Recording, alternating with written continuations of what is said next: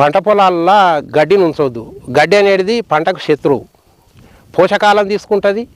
పోషకాలను తీసుకొనన్నా ఊకోదు. అది లేని తెగుళ్లను క్రిమికీటకాలను కూడా ఈ గడ్డి ఉన్నప్పుడు ఎక్కువ పంటను నాశనం చేసే అవకాశాలు ఉంటాయి.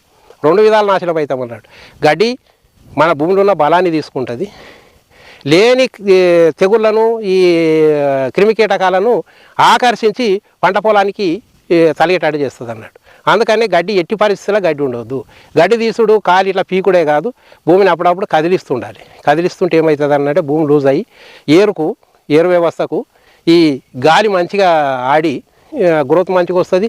భూమిలో ఉన్న ఏమన్నా క్రిమికీటకాలు కూడా సిలమాలు అయ్యి డిస్టర్బ్ అయ్యి నాశనం అవుతాయి అన్నట్టు.